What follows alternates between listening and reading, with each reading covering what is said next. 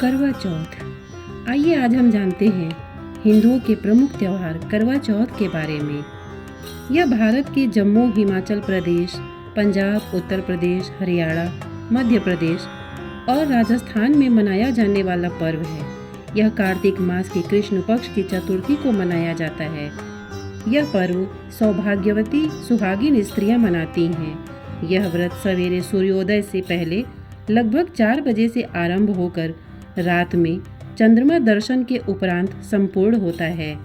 ग्रामीण स्त्रियों से लेकर आधुनिक महिलाओं तक सभी नारियां करवा चौथ का व्रत बड़ी श्रद्धा एवं उत्साह के साथ रखती हैं। शास्त्रों के अनुसार यह व्रत कार्तिक मास के कृष्ण पक्ष की चंद्रोदय व्यापिनी चतुर्थी के दिन करना चाहिए। पति की दीर्घायु एवं अखंड सौभाग्य की प्राप्ति के लिए इस दिन भालचंद्र गणेश जी की अर्चना की जाती है। करवा चौथ में भी संकष्टी गणेश चतुर्थी के जैसे दिन भर उपवास रखकर रात में चंद्रमा को अर्घ्य देने के उपरांत ही भोजन करने का विधान है। वर्तमान समय में करवा चौथ व्रत उत्सव अधिकतर महिलाएं अपने परिवार में प्रचलित प्रथा के अनुसार ही मनाती हैं, लेकिन अधिकतर स्त्रियां निराहार रहकर चंद्रोदय की प्रतीक्षा करती हैं। कार्तिक कृष्ण पक्ष की चतुर्थी को करक चतुर्थी अर्थात करवा चौथ व्रत करने का विधान है। इस व्रत की विशेषता ये है कि केवल सौभाग्यवती स्त्रियों को ही यह व्रत करने का अधिकार है।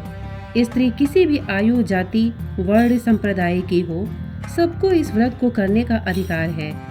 जो सौभाग्यवती सुहागिन स्त्रियां अपने पति की आयु, स्वास्थ्य व सौभाग्य की कामना करती हैं, वे ये व्रत रखती हैं। यह व्रत 12 वर्ष तक अथवा 16 वर्ष तक निरंतर प्रति वर्ष किया जाता है। अवधि पूरी होने के पश्चात इस व्रत का उद्यापन किया जाता है। जो सुहागिन स्त्रियां आजीवन रखना चाहें, वे जीवन भर इस व्रत को कर सकती हैं। इस व्रत के समान सौभाग्यदायक व्रत अन्य कोई दूसरा नहीं है। अतः सुहागिन स्त्रियां अपने सुहाग की रक्षार्थ इस व्रत का सतत पालन करें। भारत देश में वैसे तो चौथ माता जी के कई मंदिर स्थित हैं, लेकिन सबसे प्राचीन एवं सबसे अधिक ख्याति प्राप्त मंदिर राजस्थान राज्य के सवाई माधोपुर जिले के चौथ का बरवाड़ा गांव में स्थित है। चौथ माता के नाम पर इस गांव का नाम बरवाड़ा से चौथ का बरवाड़ा पड़ गया। चौथ माता के मंदिर की स्थापना महाराज भीम सिंह चौहान ने की थी। आइए जानते हैं व्रत की विधि। कार्तिक कृष्ण पक्ष की चंद्रोदय व्यापिनी चतुर्थी अर्थात उस चतुर्थी की रात्रि को जिसमें चंद्रमा दिखाई देने वाला है, उस दिन प्रातः स्नान करके अपने पति की आयु, आरोग्य, सौभाग्य का संकल्प लेकर दिन भर निराहार रहें। पूजन। उस दिन भगवान शिव, पार्वती, स्वामी कार्तिकेय, गणेश एवं चंद्रमा का पूजन करें। पूजन करने के लिए बालू अथवा सफेद मिट्टी की वेदी बनाकर उपरोक्त वर्णित सभी देवों को स्थापित करें। नैवेद्य। शुद्ध घी में आटे को सेंककर उसमें शक्कर अथवा खांड मिलाकर मोदक, लड्डू नैवेद्य हेतु बनाएं। करवा। काली मिट्टी में शक्कर की चाशनी मिलाकर उस मिट्टी से बनाए गए मिट्टी के करवे अथवा तांबे के बने हुए करवे। संख्या 10 से 11 करवे अपने सामर्थ्य अनुसार रखें। कार्तिक कृष्ण पक्ष की चतुर्थी को करक चतुर्थी या करवा चौथ व्रत करने का विधान है। इस व्रत की विशेषता यह है कि केवल सौभाग्यवती स्त्रियों को ही यह व्रत करने का अधिकार है। जो सौभाग्यवती स्त्रियां अपने पति की आयु, स्वास्थ्य व सौभाग्य की कामना करती हैं, वे ये व्रत रखती हैं। हिंदू मान्यताओं में महावर यानी आलता को 16 श्रृंगार में से एक कहा गया है। करवा चौथ के दिन स्त्रियां इसे विशेष तौर पर पैरों में लगाती हैं। पूजन विधि। बालू अथवा सफेद मिट्टी की वेदी पर शिव, पार्वती, स्वामी कार्तिकेय, गणेश एवं चंद्रमा की स्थापना करें। मूर्ति के अभाव में सुपारी पर नाड़ा बांधकर देवता की भावना करके स्थापित करें। उसके पश्चात यथाशक्ति देवों का पूजन करें। पूजन हेतु निम्न मंत्र बोले। ओम शिवाय नमः से पार्वती का, ओम नमः शिवाय से शिव का, ओम षण्मुखाय नमः से स्वामी कार्तिकेय का, ओम गणेशाय नमः से गणेश का तथा ओम सोमाय नमः से चंद्रमा का पूजन करें। करवों में लड्डू का नैवेद्य रखकर नैवेद्य अर्पित करें। एक लोटा, एक वस्त्र व एक विशेष करवा दक्षिणा के रूप में अर्पित कर पूजन समापन करें। करवा चौथ व्रत की कथा पढ़ें अथवा सुने। सायंकाल चंद्रमा के उदित हो जाने पर चंद्रमा का पूजन कर अर्घ्य प्रदान करें। इसके पश्चात ब्राह्मण सुहागिन स्त्रियों व पति के माता पिता को भोजन कराएं। पति की माता अर्थात अपनी सासू जी को उपरोक्त रूप से अर्पित एक लोटा, वस्त्र व विशेष करवा भेंट कर आशीर्वाद ले।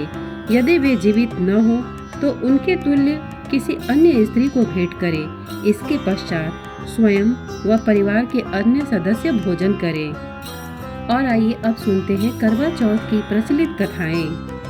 प्रथम कथा। बहुत समय पहले की बात है। एक साहूकार के 7 बेटे और उनकी एक बहन करवा थी। सभी 7 भाई अपनी बहन से बहुत प्यार करते थे, यहाँ तक कि वे पहले उसे खाना खिलाते और बाद में स्वयं खाते थे। एक बार उनकी बहन ससुराल से मायके आई हुई थी। शाम को भाई जब अपना व्यापार व्यवसाय बंद कर घर आए तो देखा उनकी बहन बहुत व्याकुल थी। सभी भाई खाना खाने बैठे और अपनी बहन से भी खाने को आग्रह करने लगे, लेकिन बहन ने बताया कि उसका आज करवा चौथ का निर्जल व्रत है और वह खाना सिर्फ चंद्रमा को देखकर उसे अर्घ्य देकर ही खा सकती है। चूँकि चंद्रमा अभी तक नहीं निकला है, इसलिए वह भूख प्यास से व्याकुल हो उठी है। सबसे छोटे भाई को अपनी बहन की हालत देखी नहीं जाती और वह दूर पीपल के पेड़ पर एक दीपक जलाकर चलने की ओट में रख देता है। दूर से देखने पर वह ऐसा प्रतीत होता है कि जैसे चतुर्थी का चांद उदित हो रहा हो। इसके बाद भाई अपनी बहन को बताता है कि चांद निकल आया है, तुम उसे अर्घ्य देने के बाद भोजन कर सकती हो। बहन खुशी के मारे सीढ़ियों पर चढ़कर चांद को देखती है और उसे अर्घ्य देकर खाना खाने बैठ जाती है। वह पहला टुकड़ा मुंह में डालती है तो उसे छींक आ जाती है। दूसरा टुकड़ा डालती है तो उसमें बाल निकल आता है और जैसे ही तीसरा टुकड़ा मुंह में डालने की कोशिश करती है तो उसके पति की मृत्यु का समाचार उसे मिलता है। वह बौखला जाती है। उसकी भाभी उसे सच्चाई से अवगत कराती है कि उसके साथ ऐसा क्यों हुआ। करवा चौथ का व्रत गलत तरीके से टूटने के कारण देवता उससे नाराज हो गए हैं और उन्होंने ऐसा किया है। सच्चाई जानने के बाद करवा निश्चय करती है कि वह अपने पति का अंतिम संस्कार नहीं होने देगी और अपने सतीत्व से उन्हें पुनर्जीवन दिलाकर रहेगी। वह पूरे 1 साल तक अपने पति के शव के पास बैठी रहती है, उसकी देखभाल करती है। उसके ऊपर उगने वाली सुई नुमा घास को वह एकत्रित करती जाती है। 1 साल बाद फिर करवा चौथ का दिन आता है। उसकी सभी भाभियां करवा चौथ का व्रत रखती हैं। जब भाभियां उसे आशीर्वाद लेने आती हैं तो वह प्रत्येक भाभी से यम सुई ले लो, पिया सुई दे दो, मुझे भी अपने जैसी सुहागिन बना दो, ऐसा आग्रह करती है। लेकिन हर भाभी उसे अगली भाभी से आग्रह करने को कहकर चली जाती है। इस प्रकार जब 6ठे नंबर की भाभी आती है तो करवा उससे भी यही बात दोहराती है। यह भाभी उसे बताती है कि चूंकि सबसे छोटे भाई की वजह से उसका व्रत टूटा था, अतः उसकी पत्नी में ही वह शक्ति है कि वह तुम्हारे पति को दोबारा जीवित कर सकती है। इसलिए जब वह आए तो तुम उसे पकड़ लेना और जब तक वह तुम्हारे पति को जिंदा न कर दे उसे नहीं छोड़ना। ऐसा कहके वह चली जाती है। सबसे अंत में छोटी भाभी आती है। करवा उससे भी सुहागिन बनने का आग्रह करती है, लेकिन वह टाल मटोली करने लगती है। इसे देखकर करवा उन्हें जोर से पकड़ लेती है और अपने सुहाग को जिंदा करने के लिए कहती है। भाभी उसे छुड़ाने के लिए नोचती है, खसोटती है, लेकिन करवा नहीं छोड़ती है। अंत में उसकी तपस्या को देखकर भाभी पसीज जाती है और अपनी छोटी उंगली को चीरकर उसमें से अमृत उसके पति के मुंह में डाल देती है। करवा का पति तुरंत श्री गणेश कहता हुआ उठ बैठता है। इस प्रकार प्रभु कृपा से उसकी छोटी भाभी के माध्यम से करवा को अपना सुहाग वापस मिल जाता है। हे श्री गणेश, माँ गौरी, जिस प्रकार करवा को चिर सुहागन का वरदान आपसे मिला है, वैसा ही सब सुहागिनों को मिले। और आइए अब दूसरी कथा सुनते हैं। इस कथा का सार यह है कि शाकप्रस्थ पूर्वेद धर्मा ब्राह्मण की विवाहिता पुत्री वीरवती ने करवा चौथ का व्रत किया था। नियमानुसार उसे चंद्रोदय के बाद भोजन करना था, परंतु उसे भूख नहीं सही गई और वह व्याकुल हो उठी। उसके भाइयों से अपने बहन की व्याकुलता देखी नहीं गई और उन्होंने पीपल की आड़ में आतिशबाजी का सुंदर प्रकाश फैलाकर चंद्रोदय दिखा दिया और वीरवती को भोजन करा दिया। परिणाम यह हुआ कि उसका पति तत्काल अदृश्य हो गया। अधीर वीरवती ने 12 महीने तक प्रत्येक चतुर्थी को व्रत रखा और करवा चौथ के दिन उसकी तपस्या से उसका पति पुनः प्राप्त हो गया। तृतीय कथा। एक समय की बात है कि एक करवा नाम की पतिव्रता स्त्री अपने पति के साथ नदी के किनारे के गांव में रहती थी। एक दिन उसका पति नदी में स्नान करने गया। स्नान करते समय वहां एक मगर ने उसका पैर पकड़ लिया। वह मनुष्य करवा करवा कह के अपनी पत्नी को पुकारने लगा। उसकी आवाज सुनकर उसकी पत्नी करवा भागी चली आई और आकर मगर को कच्चे धागे से बांध दिया। मगर को बांधकर यमराज के यहाँ पहुंची और यमराज से कहने लगी, हे भगवान, मगर ने मेरे पति का पैर पकड़ लिया है। उस मगर को पैर पकड़ने के अपराध में आप अपने बल से नरक में ले जाओ। यमराज बोले, अभी मगर की आयु शेष है, अतः मैं उसे नहीं मार सकता। इस पर करवा बोली, अगर आप ऐसा नहीं करोगे तो मैं आपको श्राप देकर नष्ट कर दूंगी।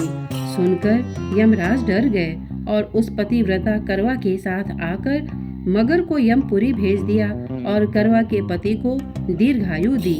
हे करवा माता, जैसे तुमने अपने पति की रक्षा की, वैसे सबके पतियों की रक्षा करना। चौथी कथा। एक बार पांडु पुत्र अर्जुन तपस्या करने नीलगिरी नामक पर्वत पर गए। इधर द्रौपदी बहुत परेशान थी। उनकी कोई खबर न मिलने से उन्होंने कृष्ण भगवान का ध्यान किया और अपनी चिंता व्यक्त की। कृष्ण भगवान ने कहा, बहना, इस तरह का प्रश्न एक बार माता पार्वती ने शंकर जी से किया था। तब शंकर जी ने माता पार्वती को करवा चौथ का व्रत बतलाया। इस व्रत को करने से स्त्रियां अपने सुहाग की रक्षा हर आने वाले संकट से वैसे ही कर सकती हैं जैसे एक ब्राह्मण ने की थी। प्राचीन काल में एक ब्राह्मण था। उसके 4 लड़के एवं एक गुणवती लड़की थी। एक बार लड़की मायके में थी, तब करवा चौथ का व्रत पड़ा। उसने व्रत को विधि पूर्वक किया। पूरे दिन निर्जला रही, कुछ खाया पिया नहीं। पर उसके चारों भाई परेशान थे कि बहन को प्यास लगी होगी, भूख लगी होगी, पर बहन चंद्रोदय के बाद ही जल ग्रहण करेगी। भाइयों से न रहा गया। उन्होंने शाम होते ही बहन को बनावटी चंद्रोदय दिखा दिया। एक भाई ने पीपल की पेड़ पर छलनी लेकर चढ़ गया और दीपक जलाकर छलनी से रोशनी उत्पन्न कर दी। तभी दूसरे भाई ने नीचे से बहन को आवाज दी, देखो बहन, चंद्रमा निकल आया है, पूजन कर भोजन ग्रहण करो। बहन ने भोजन ग्रहण किया। भोजन ग्रहण करते ही उसके पति की मृत्यु हो गई। अब वह दुखी हो विलाप करने लगी। तभी वहां से रानी इंद्राणी निकल रही थी। उनसे उसका दुख देखा न गया। ब्राह्मण कन्या ने उनके पैर पकड़ लिए और अपने दुख का कारण पूछा। तब इंद्राणी ने बताया, तूने बिना चंद्र दर्शन किए करवा चौथ का व्रत तोड़ दिया, इसलिए ये कष्ट मिला। अब तू वर्ष भर की चौथ का व्रत नियम पूर्वक करना तो तेरा पति जीवित हो जाएगा। उसने इंद्राणी के कहे अनुसार चौथ व्रत किया तो पुनः सौभाग्यवती हो गई। इसलिए प्रत्येक स्त्री को अपने पति के दीर्घायु के लिए यह व्रत करना चाहिए। द्रौपदी ने यह व्रत किया और अर्जुन सकुशल मनोवांछित फल प्राप्त कर वापस लौट आए। तभी से हिंदू महिलाएं अपने अखंड सुहाग के लिए करवा चौथ व्रत करती हैं। श्रोतागण, प्रस्तुत जानकारी आपको कैसी लगी हमें कमेंट करके अवश्य बताइएगा। साथ ही इतने धैर्य से इसे सुनने के लिए आपने अपना बहुमूल्य समय दिया, इसके लिए आपका बहुत बहुत धन्यवाद। नमस्कार।